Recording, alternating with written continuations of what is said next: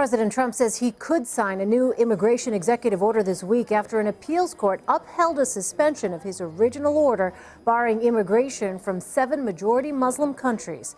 One high-profile critic of Mr. Trump's use of executive actions is John Yoo, a Berkeley law professor and former Bush administration lawyer. His recent New York Times op-ed is titled "Executive Power Run Amok." Mr. Yoo's commentary got our attention because he's widely known for providing the legal foundation behind the Bush administration's use of enhanced interrogation techniques after September 11, 2001. And John Yoo is with us now from Berkeley via Skype. John, thanks for joining us. Oh, Elaine, thanks for having me with you. So you've said you don't see executive overreach in the immigration order, which we'll get to in a moment. But where do you see instances of executive overreach in the Trump White House? I think there's been some very high-profile examples, just to give you some, the claim that he could build a border wall without Congress appropriating the money by charging Mexican imports a 20% tariff. That would fly right in the face of the Constitution's requirement that only Congress can pay for government programs. Or two, his threat to pull out of NAFTA. NAFTA is a statute that was passed by Congress to lower taxes and tariffs between Canada and Mexico. It's not actually even a treaty.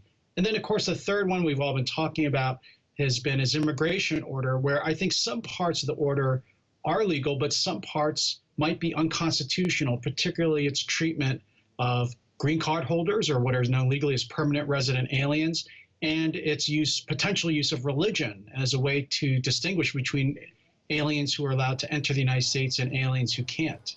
So is it then, to be clear, the substance of the order or the way it was rolled out, or both?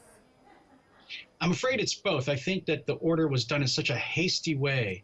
I think it was done to surprise and shock and awe people and even the government. And I think there's a difference between the kind of tactics that work on a campaign and then the kind of methods you use when you're in government, when you're actually running an enormous administration. And in this case, I think the desire to surprise everyone led it to be a hasty order. And though that hastiness led the order to make some mistakes in terms of substance, not just the rollout. For example, including green card holders and permanent resident aliens in the ban of people who could come from these 7 mostly Muslim majority countries, I think violated their constitutional rights. And then second, and this is a harder question, is whether the potential use of religion as a sorting mechanism, the way to decide who gets into the country or not, I think might violate the First Amendment to the Constitution, which guarantees not just freedom of religion, but also says the government can't discriminate amongst religions in its actions. So let me follow up on this notion of religion. A Virginia federal district judge issued a preliminary injunction against the president's order, and that court is the first to oppose the order on the issue of religious discrimination. What is the significance to you of that particular ruling? This is Judge Brinkema in the Eastern District of Virginia, which is just right outside Washington, D.C. The significance is that usually when it comes to courts reviewing the actions of presidents, they usually don't question or look behind the face of the text of the order.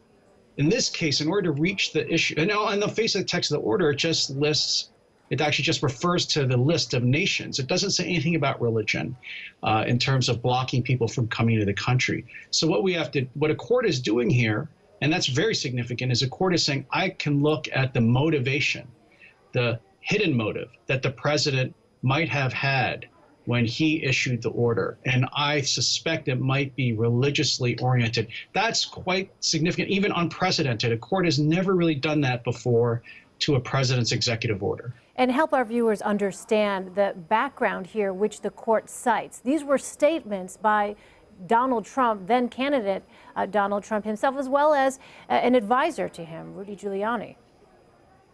Well, it's a good question, Elaine. It really points to how hard it is to prove the motive of the president. He made lots of comments during the campaign trail saying he wanted to have a ban on all Muslim immigration. But at the time, he wasn't the president. He wasn't employed by us, the American people, to work for us. He had no official duties and powers. Once he became president, that's when I think the motive became important. That's because at that point, that's when he becomes a government official. It's harder to point to anything President Trump has said since taking office. But we have aides like Rudy Giuliani who have been out saying, well, what the president really wanted was a Muslim ban, and this is just the best way we thought we could do it. That is troubling. On the other hand, we have to ask, do we really want courts rooting around in all of these kind of campaign statements and now Twitter feeds and the comments of aides to infer what the real motive of the president was? That could lead the courts into a terrible thicket of trying to really divine what the purpose of the government was here. Well, there's certain to be continued scrutiny here in the months ahead. John Yoo, thanks so much for your perspective. Appreciate it. Elaine, my pleasure.